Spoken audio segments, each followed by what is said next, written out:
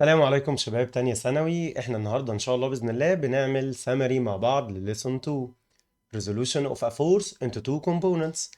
انا عايزك تربط الدروس ببعض لان احنا بندرس مواضيع مربوطة ببعض فعليا. يعني انا هنا لما اجي اقول لك ان انا عندي فورس اسمها R، ماشي يا مستر؟ عندي هنا فورس اسمها ايه؟ R فورس. هعمل لها resolve، هكسرها لتو فورسز، هرجعها لأصلها، للتو فورسز بتوعها، التو كومبوننتس، التو ايه كومبوننتس. فانا هنا هبقى انا عايز اوصل للاف 1 وابقى عايز اوصل لمين؟ للاف 2، ايا كان بقى مكانهم فين.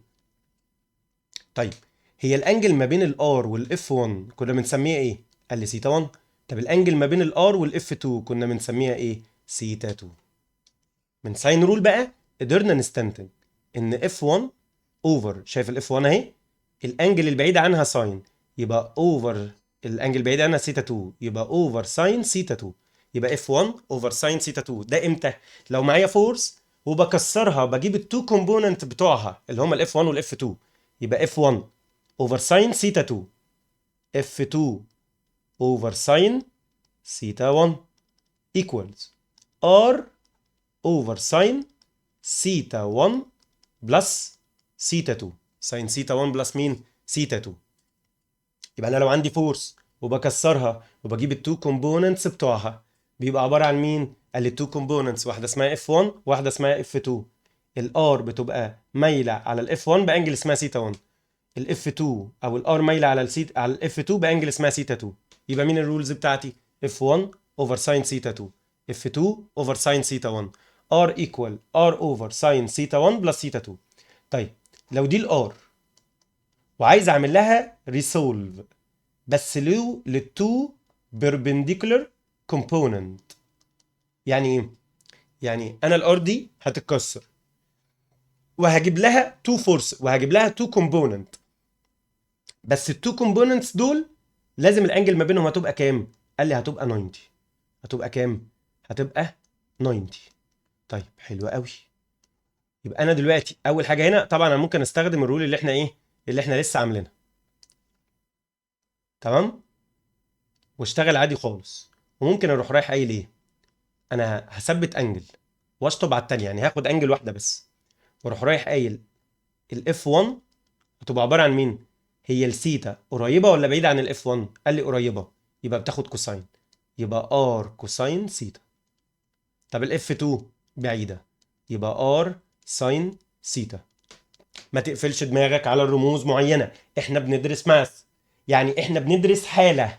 انا جيت بعد كده قلت لك ان الار دي هتتفك لتو فورسز، واحده اسمها يا عم احمد واحده اسمها حسام. خلاص يبقى انا دلوقتي بشوف الانجل القريبه من السيتا وبتاخد كوساين، يبقى ار كوساين سيتا، والانجل البعيده يبقى اسمها ار ساين سيتا. يعني لو انا جيت بدلت لك ما بين التو فورسز دي وسميت دي اف 2 ودي اف 1، يبقى الرولز هتتبدل، يبقى دي رول الاف 2 ودي رول مين؟ الاف 1. ماشي؟ لا تكن حبيس للرموز يا استاذ، لازم انت تبقى دماغك مرنه ان انت ايه اللي انت بتستنتجه. انا هنا عايز اجيب الاف 1، الاف 1 قريبه من السيتا، خلاص يبقى ار كوساين سيتا. طب الاف 2 ار ساين سيتا. طيب سؤال مهم وبيجي لنا في اللي تشوز، لو انا جيت هنا الار اتعمل لها ريسولف لتو كومبوننت، واحد في نفس دايركشن الار والتاني بربنديكولار عليه، يعني شايف الار دي اتعمل لها ريسولف، واحد في الدايركشن بتاعها والتاني بربنديكولار عليه. قال لي طب ما خلاص يبقى الاف 1 كده هتبقى عباره عن مين؟ هتبقى قد الار. جت منين؟ ما هو احنا بص السيتا كده بزيرو، صح؟ السيتا كده ايه؟ بزيرو. يبقى الاف 1 هتبقى عباره عن مين؟ ار كوساين زيرو. طب كوساين زيرو بكام؟ ب 1. طب الاف 2 ار ساين زيرو. طب ساين زيرو بكام؟ قال لي بزيرو، فتبقى الاف 2 بكام؟ بزيرو. يبقى لو الار اتعمل لها ريسولف لمكانين، واحد في دايركشن الاف 1 والتاني في الدايركشن البربنديكولار عليه، يبقى الار قد الاف 1 والتاني هيبقى بكام؟ والتاني هيبقى بزيرو. طيب طبعا الفور دايركشنز بنستخدمهم هنا كتير. وعندنا ايه تاني؟ قال لي عندي انكلاين بلين، يعني ايه انكلاين بلين؟ قال لي ده سطح مايل. مايل على مين؟ مايل على الهوريزونتال بانجل اسمها سيتا. اتحط على الانكلاين بلين ده بادي. البادي ده الويت بتاعه ده الويت. عملنا ريسولف للويت. يعني ايه عملنا له ريسولف؟ يعني كسرنا لتو بيربنديكولار كومبوننت. هنكسره لتو بيربنديكولار كومبوننت.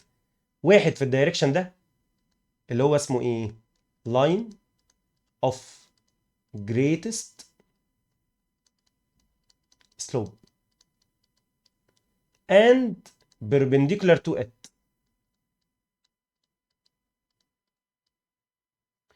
يبقى واحد في الدايركشن بتاع لاين اوف ذا جريتست سلوب، والتاني في الدايركشن البربنديكولار عليه. طيب يبقى ده كده اسمه ايه؟ لاين اوف ذا جريتست سلوب، والتاني اسمه ايه؟ perpendicular to it. والله يا جماعه احنا اللي بنسمي الاسامي. يعني انا لو جيت هنا سميت لك ده كده F1 وده كده F2، انت بقى مش هتحبس دماغك ولا هتقفلها على ان دايما ده F1 وده دايما F2. ده الفورس اللي في الدايركشن اوف ذا لاين اوف ذا جريتست سلوب، وده في الدايركشن البربنديكولار عليه. دايما الانجل دي 90. اي فيرتيكال لاين وهوريزونتال لاين بيتقابلوا مع بعض في اي حته لازم هيعملوا 90. فالانجل دي دايما بسيتا. ليه؟ لو سميت دي دوت فدي والسيتا ب 90. طيب ما ده بربنديكولار على ده فبقت دي دوت، يبقى لازم دي تبقى ايه؟ قال لي تبقى سيتا. طب تعالى نستنتج الرولز اللي عندي هنا. قال لي الاف 1 هتبقى عباره عن مين؟ هي بعيده ولا قريبه عن السيتا؟ قال لي بعيده. يبقى ويت بعيده يبقى ساين، يبقى ويت ساين سيتا. ويت ايه؟ ساين سيتا. طيب الاف 2 قال لي دي القريبه، يبقى ويت كوساين سيتا. ويت كوساين مين؟ سيتا. اوقات طبعا هتلاقي في اسئله تشوز وبتختار الاف 1 فتلاقي معاك حاجه تانية، الكوساين مثلا. ليه؟ لان هو هيبقى مسمي لك الانجل دي في الرسمه اللي هو مديها لك سيتا. انت ما بتقفلش دماغك على رموز معينه، انت بتقفل دماغك عن ان انت فاهم وبتطبق اللي انت فاهمه. دي الاف 1 ودي الاف 2 ودي السيتا هنا اهي، فالسيتا بعيده عن الاف 1 يبقى ويت ساين سيتا. طيب الاف 2 بعيده ولا قريبه؟ قريبه، يبقى ويت كوساين سيتا. في معلومات وفي رولز ممكن نستخدمها من الليسون اللي فات عادي جدا. يعني هو هنا مثلا لو جه قال لي ان الار بايسكت الانجل بتوين التو فورسز، يبقى انت ايه اللي انت استفدته؟ الار بايسكتس الانجل بتوين التو فورسز، بتوين الاف 1 اند الاف 2. يبقى على طول في الوقت ده الاف 1 قد مين؟ قد الاف 2. طيب العكس، قال لك ان الاف 1 قد الاف 2 وما ادكش الانجل، يبقى انت اوتوماتيك عرفت ان الار بايسكت الانجل، فهتبقى التو انجلز دول ار ايه؟ ار ايكوالز. التو انجلز دول هتبقى ار ايه؟ ايكوالز. يعني لو قال لك اف 1 قد اف 2 يبقى الار بايسكت الانجل ما بينهم، الار بايسكت الانجل ما بينهم. طيب عندك ايه تاني؟ دايما الار قريبه من الجريتست، دايما الار قريبه من الجريتست عشان وانت بترسم تبقى عارف المعلومه دي. احنا كده خلصنا السمري بتاعنا النهارده. اتمنى ان انت تبقى فاهم، واتمنى الموضوع يبقى سهل بالنسبه لك. اشوفكم على خير ان شاء الله باذن الله في فيديو جديد، وشكرا.